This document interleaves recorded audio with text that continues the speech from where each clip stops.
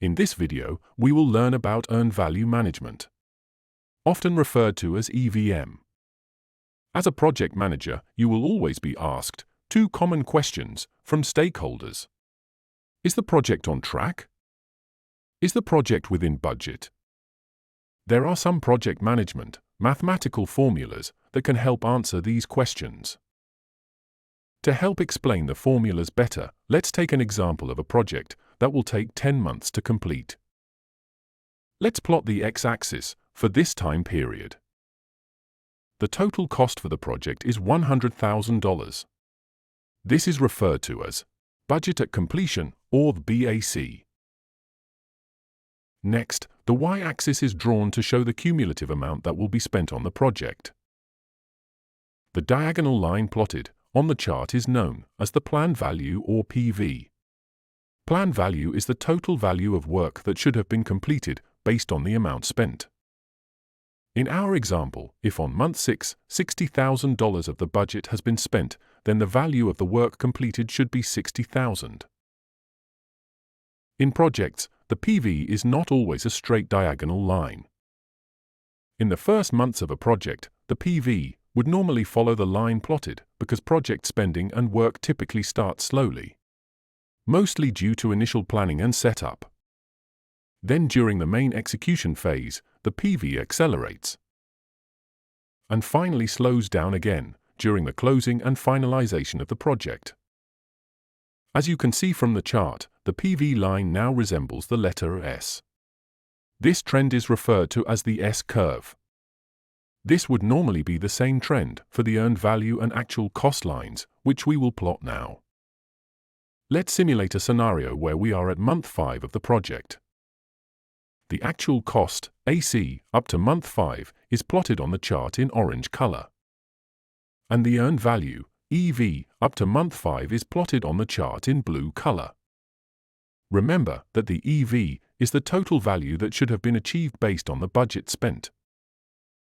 In our simulation, at month 5, the budgeted plan value, PV, is $50,000. The actual money spent or actual cost, AC, is $30,000. The value that has been gained or earned, EV, is $20,000. To determine if the project is over budget or within budget, we will use the cost variance, CV, formula, earned value minus actual cost.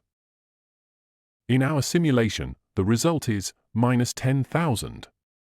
It is a negative number, so the project is over budget. If it is a positive number, the project will be considered as being within budget. To determine if the project is behind schedule or ahead of schedule, we will use the schedule variance, SV, formula, earned value minus plan value. In our simulation, the result is minus $30,000. It is a negative number, so the project is behind schedule. If it is a positive number, the project is considered to be ahead or within schedule. When we want to know about the project's cost efficiency, example, how much value are we getting for every dollar spent, we will use the Cost Performance Index, CPI, formula, which would be EV over AC. In our simulation, the CPI formula's result is 0.66. It is below 1, which means we are getting less value for the money spent than planned. If it is 1, it would mean that we are earning exactly the value spent. If it is above 1, we are getting more value for the money spent than planned. When we want to know about the project's schedule efficiency, example, how much work we have actually completed, compared to how much work we should have completed, we will use the Schedule Performance Index, SPI formula, which would be EV over PV. In our simulation, the SPI formula's result is 0.4. It is below 1, which means we completed less work than planned. If it is 1, it would mean that we have completed exactly the amount of work planned. If it is above 1, it would mean that we have completed more work than planned. Given the current situation in our scenario, if there is no improvement and the CPI remains the same at 0.66, stakeholders will want to know, what do we currently expect the total project to cost? This can be calculated by the estimate at completion, EAC, formula, which is BAC over CPI. Using the EAC formula, the estimate at completion will be 151,000. Do note that this value would not change if the CPI remains the same for the remaining lifespan of the project. However, if the CPI changes, it is best to recompute the EAC using the new CPI. Stakeholders may want to know, from this point on, how much more will the project cost?